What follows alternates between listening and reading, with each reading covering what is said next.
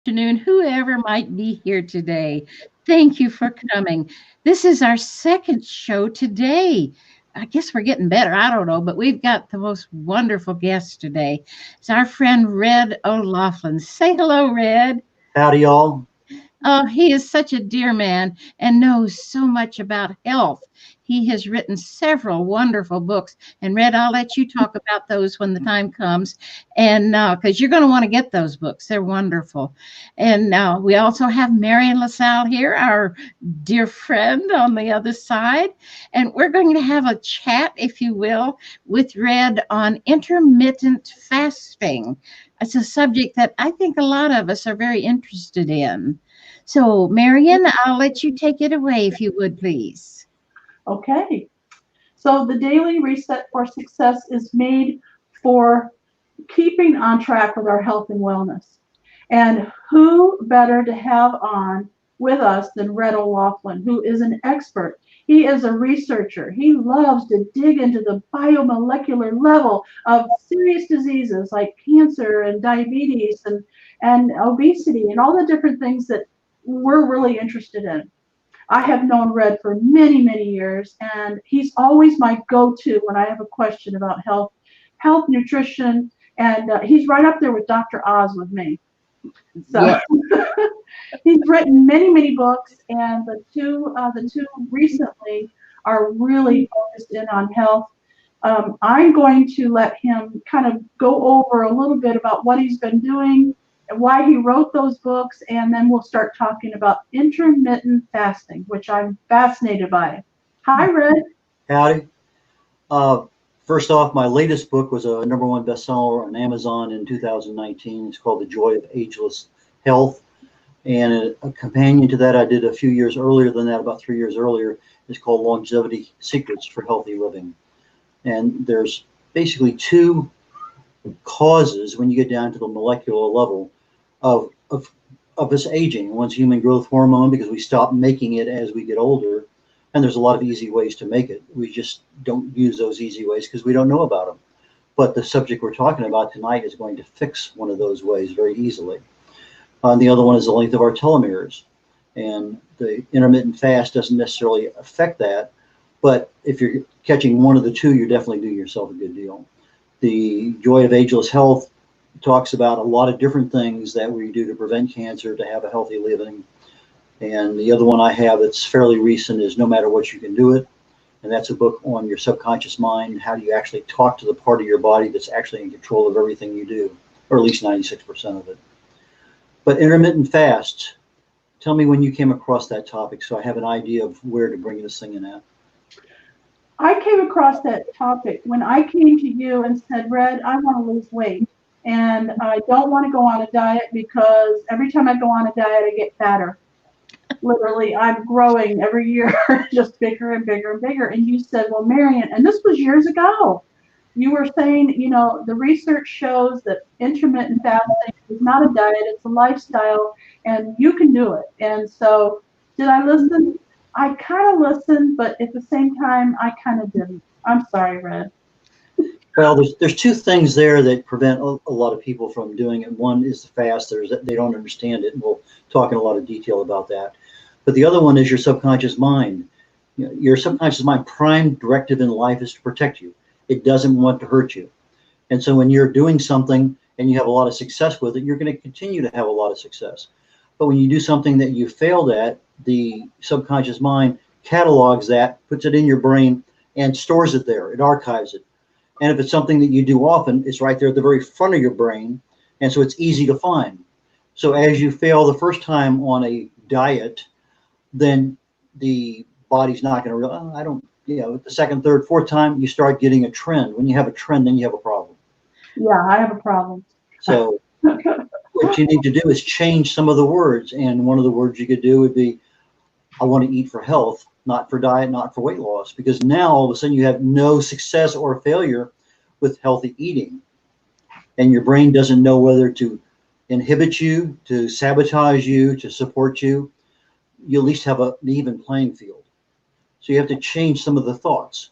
Now, one of the easiest ways to do that is to change your lifestyle. Now, I'm not telling you to change the food you're eating right now, but at some point in time, that might become very important. And I can talk about that down the road too. But a fast for most of us is we just don't eat. We have to drink water because you don't want to become dehydrated. But for the vast majority of it, just means don't eat. So if you fast, Lent is a good time for fasting for a lot of people. They abstain from chocolate or wine or who knows what. They pick their little things that they want to give up. But for us, we want to change a lifestyle. It means that we're going to be doing the same thing today, tomorrow, 2 years from now, 10 years from now.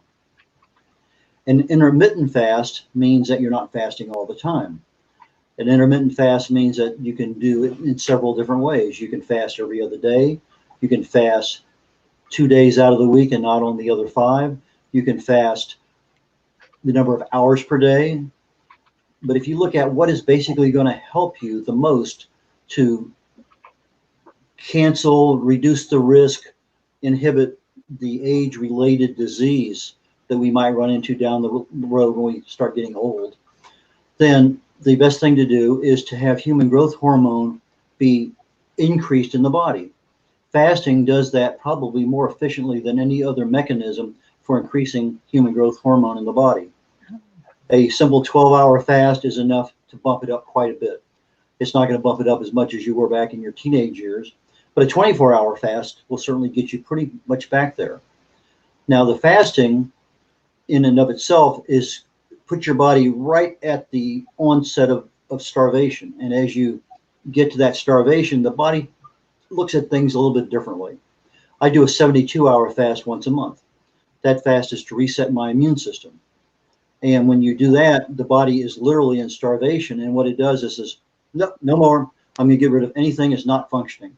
So if you have a DNA molecule that's not 100%, you have some other cells in there, whatever they may happen to be, the body goes through and purges out all of the non-functioning cells and leaves you with a very, I'll get to you in a second, leaves you with a very brand new system that everything is reset to ground zero. Now you're starting to build things back up again. Now, what the University of Southern California, where this came out to with Dr. Valgo, kind of hard to pronounce his name, they're now using that in conjunction with chemo treatments because they found out if they do chemo by itself, you have certain results. If you do the 72-hour fast by itself, it's almost equal to chemo. In fact, in many cases it is. But if you put them both together, they're synergistic and you actually get a much better result of the treatment of the chemo and the immune system both working against the cancer. But for us on normal everyday eating, we want to get the best we can get out of it. And that human growth hormone is back in charge again. A lot of things are not going to be as risky as they were before. So as you're fasting, your body is actually creating an internal system where cancer, diabetes, Alzheimer's, congestive heart failure, cardiac, you're really minimizing the risks, a lot of that, because your body is now in a much more defensive mode, much more offensive from your autoimmune system. And it just really facilitates a lot of things. And that's the value of that fast. I do an intermittent fast every day, about 18 hours a day, between 12 and 6 noon and 6 p.m. Everything after that is unsweet tea, unsweet coffee, I don't drink coffee, and water. You had a question, Marion? It looked like you did. You had your hand up. Absolutely. I thought to myself, a 72-hour fast. Okay, so you can have coffee or tea, you said, or water. You can have anything that does not cause a metabolic response in the body. That's unsweet tea, unsweet coffee, and water. Now, one could argue, what if I take and squeeze a lime in a glass of water and I sip it through a straw for an hour?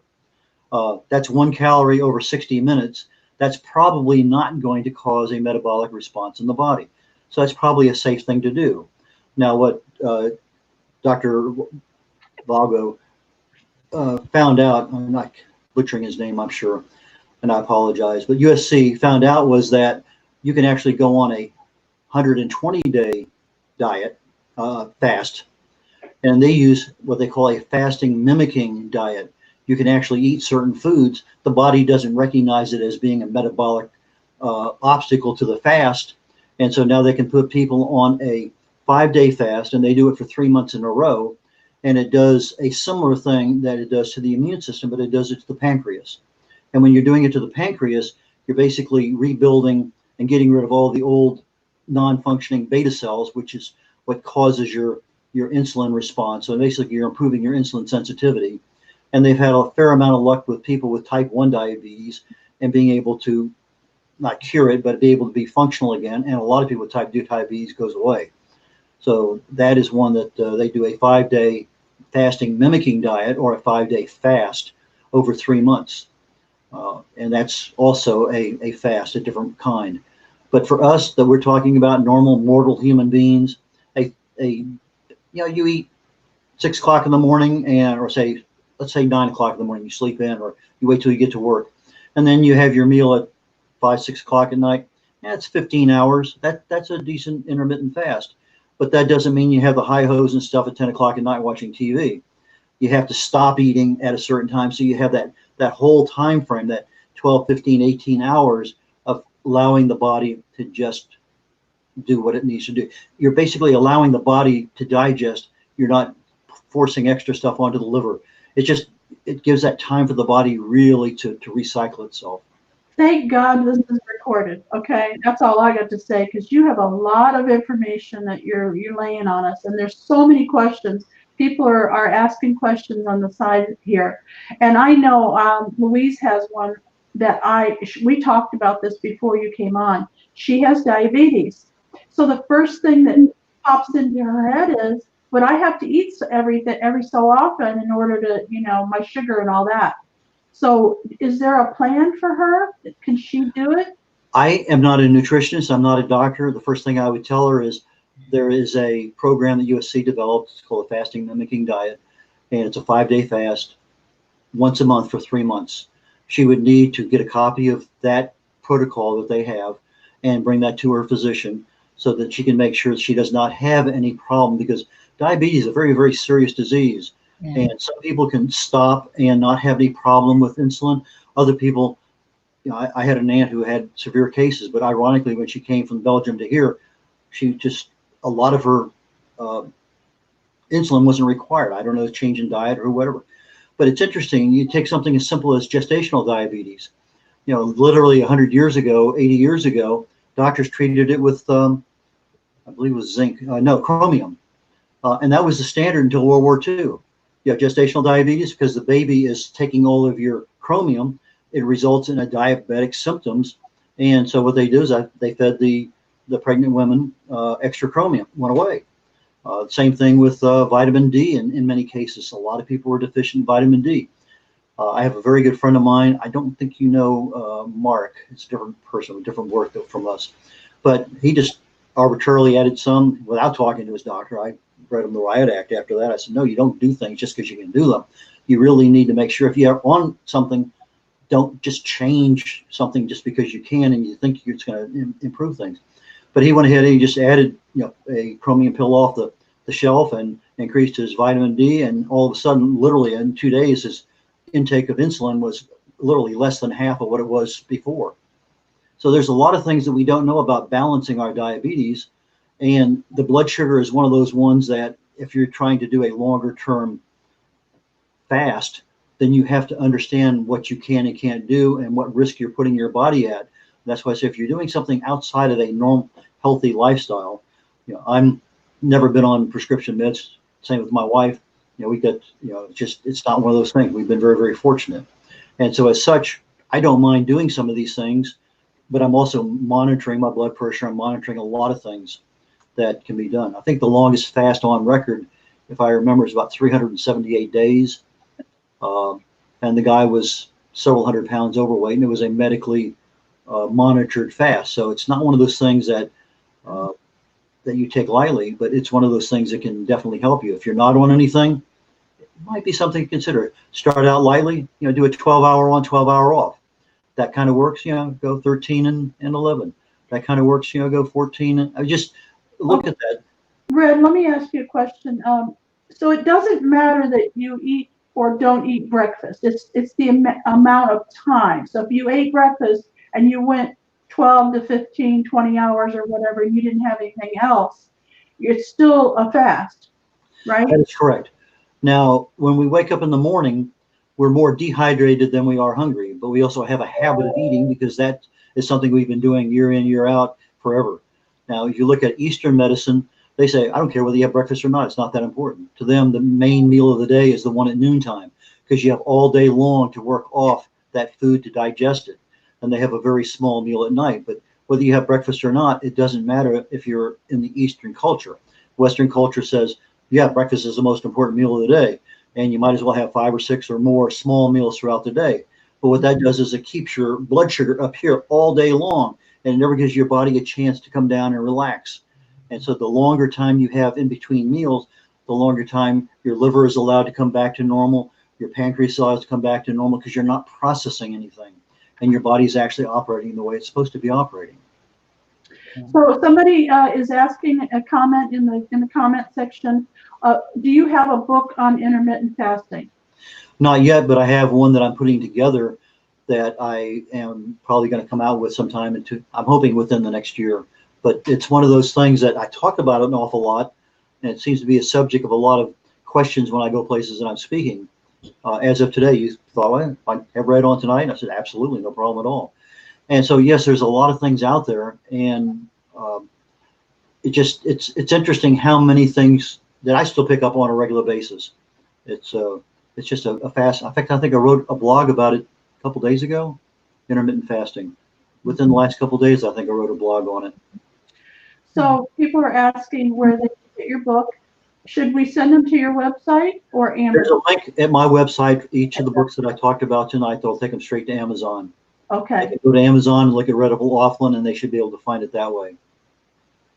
Okay, so we have a question. I just heard a doctor say in an interview that for breakfast it matters more than other meals what you eat. That we eat the wrong things most of the time for breakfast. I thought that was interesting. And that comes from Kathy Laughlin. Again, we have a habit of eating, and as I'm roughly about 200 pounds. I lose 3 pounds a night. Half of it's through respiration. The other half is through elimination in the morning. And if you look at what you're losing, that's 1.5% of my body weight. That's a lot of percent of body weight. And that, first thing I do in the morning is I take 10, 12, 14 ounces of water. That's the very first thing I do. Replenish that and find out that if I have any hunger pangs whatsoever, then they go away because I'm dehydrated and not hungry. But again, the philosophy that Western medicine came up on was, you're fasting all night long. You need to break that fast in the morning, which is the term breakfast. And as such, they say that's the most important meal of the day because it gets you going. But again, what are they trying to do? In my particular cases, I function fine without any food, until at least noontime, 3 o'clock sometimes in the afternoon. And then I get to the end of a 72-hour fast, and I'm telling myself, do I want to go for 90? I'm not, and I'll be quite honest, it takes me about 2 days to get my mindset in order to go straight onto a long-term fast. But as Kathy's saying right now, hydration is super important. You do not want to end up in a dehydration lower part of the curve because it's so hard to catch back up again.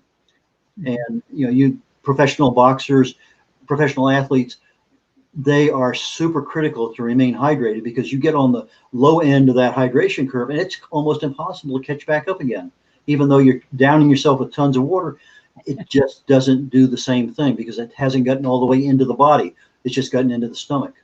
Okay, I have another question about that. So this is my question. Someone told me that sometimes when you drink a lot of water and you just drink and drink and drink of water, your gallons of water, it's not doing you any good. You have to hold it under your tongue so that it gets into your system. Is that true? Well, subliminally, your blood vessels under your tongue will absorb whatever's there. And that's generally the best reason why you want to take vitamin B12 under the tongue because it goes straight into the bloodstream. But you're trying to get water into the body, into all of the different organs, and you're transporting it. So you want the water into the body. Now, the one thing that you can run into a problem with is if you carry around this gallon jug of water and that's all you're drinking, you now have a tendency to flush a lot of electrolytes out of your system. And so there's a modicum, moderate amount of stuff that you need to do. And so be very, very careful about what you are doing, assuming that you are hydrating yourself. which comes at breakfast. That's the first thing I do before I do anything else is at least 12 ounces of water. I mean, just that's the first thing before anything else happens. Brush my teeth. That's the first thing I do is my water. I get that into the system, and then literally in a half hour, I am feeling significantly better because that's finally gotten through my stomach and starting to be distributed into the rest of the body. And then later on, I switch over to unsweet tea, and that's generally what I have for the rest of the day and into the evening. And so I keep my body fairly well hydrated with probably over the course of a day, nearly 3 quarts of tea and pint or so of water. And then sometimes at night I'll switch back to just plain water. It just sort of depends on what my taste buds are at that time. Sometimes I love the taste of tea. Other times I just need some water. That's what I go for. Yeah. So Red, if you feel like you have washed your electrolytes out of your body, what does that feel like? What are the symptoms of that? I wish I could tell you. Generally speaking, you end up lightheadedness, you're confused, but it's not one of those things that I know just off the top of my head. It's not one of those areas I research very often. I just tell people to be careful about how much you drink, how fast you drink it, because again, we do things in moderation. You go out and you drink a 6-pack of beer. Yeah, that's a little bit too much. A single beer, probably not so bad. But as you do things, saying you sit down a big bowl of spaghetti, maybe you only need a third of that. Your body has an internal measurement that says, halt, stop. And if you ignore it because the meal costs so much or there's so much left on the plate and you were told by your parents, don't leave that on the plate, all of a sudden you just blow past that internal switch that says, hey, your mind has come to the point where it's sated. It's gotten as much as it needs to sustain itself, but you plow right through it and you keep eating more. And that's where you get those extra calories that you really don't need right now. We've been conditioned to, I need that plate full. Well, the easiest thing to do is switch to a smaller plate, fill the smaller plate up, and you don't have that same visual thing you had before. Now you go back 3 or 4 times with a small plate, that's not right. But you have to look at what you have. And as we go through all you can eat buffets, what do? We fill it up and then we fill it up again and maybe go back for dessert. Again, if you're looking at trying to do something, start out with a smaller plate. Use your salad plate as your total plate, and then put the stuff on the plate that makes sense for the amount of area. And if you look at it, a deck of cards for 4 ounces of cooked meat, that's about fits perfectly fine on a salad plate. And then that's a good suggestion. Lady Lou, didn't you have a question? she did. Yes. Do you advocate warm water in the morning or cool water or room temperature? What is? I drink room temperature water myself. Me too. Some people have a feeling that if they drink cold water, it's going to clog up everything inside. But literally, your body maintains 98.6 temperature. That cold water gets down there literally in seconds. It's going to be body temperature. It's not going to clog up anything. A lot of people prefer a warmer water. If I'm taking coconut oil and I take it in a spoon, I want it a little warmer than body temperature because it tastes better through a spoon. If I take it and it's a little colder, it has a different taste. It has a different texture. And if I take it solid, again, it's totally different. So some things I like a little warmer. I don't like my tea hot. I'll drink it that way. I prefer it iced. Oh, thank you. I think that is important for a lot of people to know that. So, Lady Lou, did you get your answers for the diabetes question? Yes, I did, and I'm doing it for whatever it takes. I'm doing it. I'm tired of sticking myself with a needle. It gets old. Look up on Google and you put in 5-day fast or 5-day fasting mimicking diet, FMD, and you're going to get some articles that came out of USC and Dr. Bongo, I think his name, Walter, and they have their own company that makes the diet materials. But again, I would copy that stuff out and then go to your physician and say, please review this because I'm certainly interested in not sticking myself all the time. I know that if I also increase my dosages of chromium, that's probably also going to help. I want an answer to that one. And I want to know how much vitamin D3 can I take a day. I take generally about 20,000 IUs a day of vitamin D3, and it puts me right around 60 to 70 on the measurement scale, nanoliters per whatever. Anyway, and so I want my vitamin D3 levels in my body well over 50. That's the absolute minimum you want. Oh, okay. Okay, so Kathy, what do we got here? She says you're the most knowledgeable person she knows on everything health. Thanks for sharing. You're so nice, Kathy. Thanks for those really nice comments. Now, Very kind of you. She's a good kid. now, is chromium by itself? I've always heard chromium picolinate. There are several different types of chromium. Again, ask your doctor what he thinks might be best for you. The picolinate is one that's probably easier absorbed than some of the other ones. But again, I would talk to him. If he doesn't know, I'm sure he probably has a nutritionist that he could recommend you talking to. And again, your friend, Dr. Google has a lot of those things that you can print out and take in. I use YouTube. I use Google for a lot of my research on the writings that I do. Oh, good. Thank you. What about Wikipedia? Red, do you ever use Wikipedia? I do. I don't put a whole lot of trust in it because anybody can update it. It's not one of those ones that's hard and fast. I'll look at it, but I'll look at it generally as my 10th or 11th reference to see if there's something in there that they can send me in a different direction. But when I research something, I try to find out, okay, if it works this way and does this, is there a counter thing to it? If this is the benefit, let's take red meat and heart cardiovascular problems. If you look at a whole bunch of articles that say, don't, it's going to cause problems. And then you look at, well, we have all these studies over here that says it's perfectly fine. It's not an issue at all. But if you look at how the tests were set up, were they given the dosages enough? If I'm giving a vitamin E dosage to somebody, is it the synthetic brand that has absolutely no benefit whatsoever? Does it include all 8 different molecules of vitamin E? Because some are much, much more powerful in the body than others. And so you have to look at what the tests were, what those results say, and who is paying for it, because they have a vested interest in seeing the results come out a certain way. And that's what I do when I do my research. I try to look at both sides of the equation, and then I pick the one that I think, for me, this makes money. Yeah. Coconut oil, follow the money. Back in the 80s, that was a major deal. They came out with trans fats. There was nothing wrong with coconut oil. There's nothing wrong with palm oil. But again, follow the money, and you'll find out that there was no testing done on the coconut oil and the other saturated. They were plant saturated fats, not animal saturated fats. And there's some doctors today believe that coconut oil is no benefit because it's a saturated fat.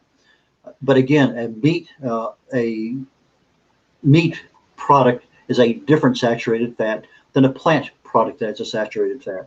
And again, you have to look at the whole picture. At least that's what I do when I do my writing. So do you use organic coconut oil? I do. I try to get organic that has not been refined much at all. The least amount of processing. So if it's cold pressed, there's no heat on it. If you have it refined, then it's got a lot of chemicals that were added to it at one point in time, and you're not getting the same product. But basically, coconut oil freezes at about 76 degrees. And so if you find this stuff here, it says MCT, it's the medium chain triglyceride. That's the equivalent of part of coconut oil, and it's room temperature at whatever. I mean, so anyway, I try to look at as pure that I can get that hasn't been touched by anybody.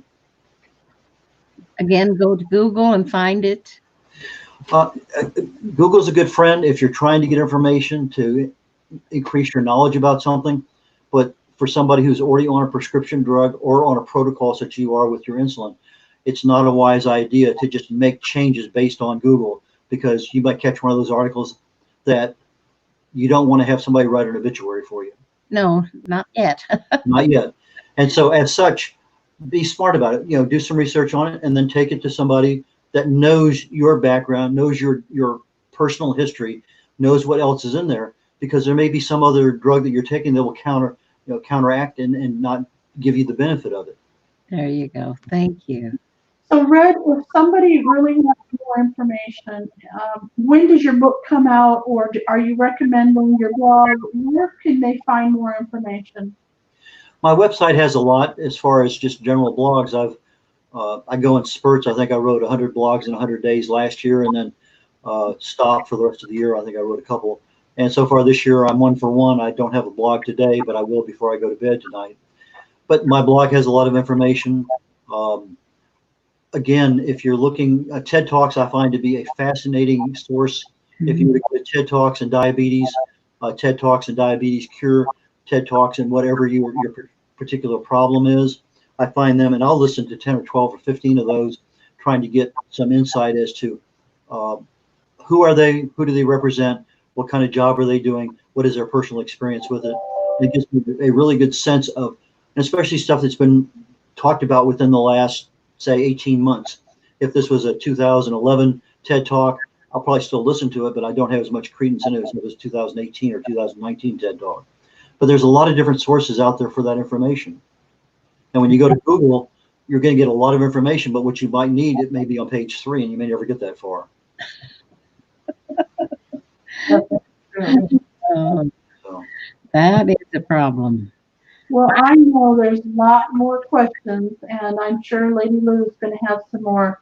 How can people reach you if they have some questions or they want to ask you about your book? The easiest way is redolaughlin.com is my website, so it'd be red@redolaughlin.com. I'm also red.olaughlin@gmail.com. That's another one that people reach me at. And those are probably the 2 easiest ways. Beyond that, I guess on my website you can go and red@redolaughlin.com and red.olaughlin@gmail.com is the other one. Those, I'd say, are the 2 that I look at several times a day. Good. Okay. Now, let me come back, and I talked very briefly at the beginning of the fasting. You're going to change your lifestyle, and you're going to eat, let's say that you're going to eat 8 hours out of every day and fast for 16. That I think is reasonable. Yeah. That's 8 o'clock in the morning to 4 o'clock in the afternoon. You have a big meal at noontime, may have a little snack there, may have even a snack in the morning. But if that's your window, you're fasting 16 hours a day. Now, what's important is what you eat. Yeah. Because if you're eating the wrong stuff and you're not eating as much of it, you're not getting as many calories, and you're allowing the benefit of the fasting to come in, you could have a lot more benefit by selecting the right kinds of foods to eat. Good. The thing that I talk about quite often is the Walls Protocol, and Walls is spelled W-A-H-L-S. Dr. Terry Walls is a physician, internist, I believe, and she came down with MS, a very aggressive case of MS late in life. And no matter what the doctors did, no matter what she did, it got worse and worse, and she ended up in a wheelchair. She studied autoimmune diseases and actually wrote a book called The Walls Protocol and put herself on her own protocol. There's 4 different parts to it. And when my wife was going through chemo, the only side effects that were really hard to deal with was fatigue. No matter what she did, could not fix her 1 or 2 2-hour naps a day. On day 1 of radiation, after finishing months of chemo, she had weeks of radiation planned. The radiologist said her fatigue would probably get worse. Well, we started, both of us, on the Walls Protocol, diet only portion, day 1 of her radiation. By day 3 of radiation, she was taking no more naps, none. Wow. It wiped out literally months of chemo, and she had no problems throughout radiation. The last day of radiation, we left Houston, Texas at noontime, and we drove to Jacksonville, Florida to pick up my mom's estate stuff. I rented a U-Haul, and my wife drove by behind me by herself, 500 miles each day, 48 hours after her last radiation. Wow.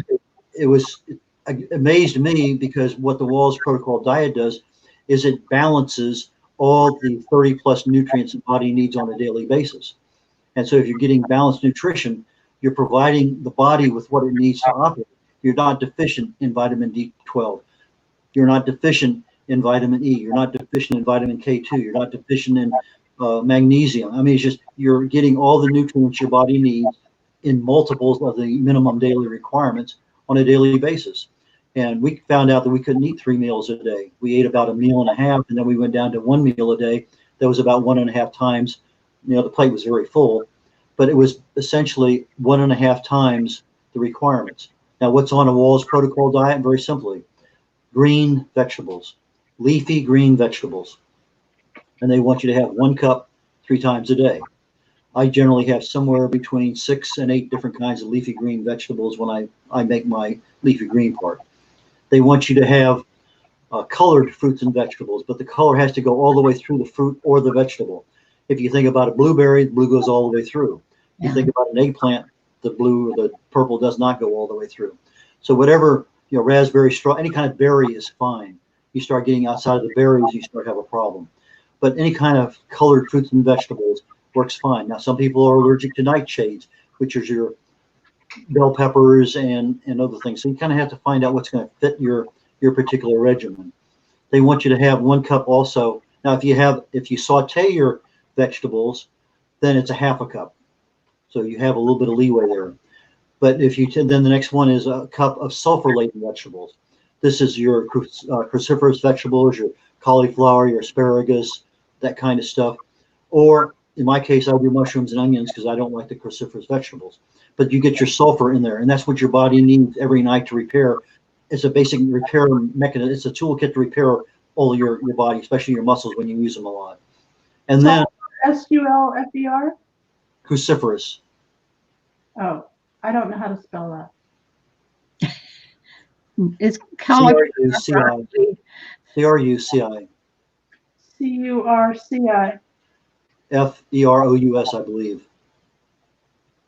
FER? OUS. OUS, okay. Put that up there. I'll tell you if it's right or wrong. Okay. But that's where you get your sulfur. And your sulfur is needed in the body to make repairs. Cruciferous, that's pretty close, if not right.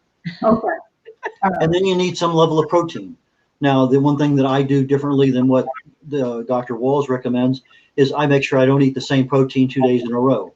So if I have beef and chicken today, I'll have lamb and salmon tomorrow. Or I'll just stick with one and just have salmon only. And so I keep that down. Now, she says, 3 to 4 ounces 3 times a day. Since I'm only eating one meal and a half, I'll probably keep it right at about 6 ounces. And that's what my protein intake is. But again, just like Lady Lou said a short while ago, I buy everything organic as best I can. And so when I'm looking for organic, I'm looking specifically for organic salmon, as well as I'm looking for any kind of organic, no extra stuff that they add to the meats. Around here, Nolan Ryan beef is one of them. There's a couple, 3 of them out there that, no antibiotics, no preservatives, no whatever, grass-fed. Same thing with your butter. Your grass-fed butter gives you a lot more of the things that are needed. Right. But that is what we went on. She lost 20 pounds in about a month, just boom. And then again, the basis she didn't take a nap for years, literally years. 3 years, 4 years later, she thought, I feel tired, but it woke her up, wiped out months of chemo, weeks of radiation, and it's amazed at me. I mean, I became a believer of it. Whew. We're going to be doing some research. I'm telling you, I'm getting healthier every day, just by hanging around you, Red. Thank you, Red. Wow, this was big. Yes. I hope everybody out there loved it. I think they did. Yes. Promise you'll come back again. I certainly will, promise. And you get to pick the topic. I picked the topic tonight, but you get to pick the topic next time. More than happy to. I'm researching 2 books right now, one on brain health and one on heart health. Both of them. The heart health is almost done. It's fully researched. I'm just writing. The brain health one is probably 80% researched. And it's just, I'm hoping to get those out in the next couple, 3 months. There's just a lot I get about 4 or 5 books that I'm tweaking right now, trying to get out as quickly as I can. So. Wow. We love you, Red. So. Yes. Thank you. Any other questions? Going once, twice? I guess, yeah, nobody has any more questions in the peanut gallery. Shout out to Kathy Laughlin for her kind comments. She's very, very nice. Thank you, Kathy. Yes. Very good. Well, we've all learned something tonight. And the replays, I'm sure we're going to get a lot of replays out of this one, Red. Thank you. Yeah. Anytime. Again, I do promise to come back. Thank you very much. Thank you. We appreciate For having Red tonight. And if you have any questions, please go to his website, redolaughlin.com. And we look forward to seeing you again tomorrow. This You- is See me again tomorrow. Daily Reset for Success. We're doing this daily. You're looking forward to seeing your clients tomorrow. I understand. There you go. Thank you. Good night. Good night.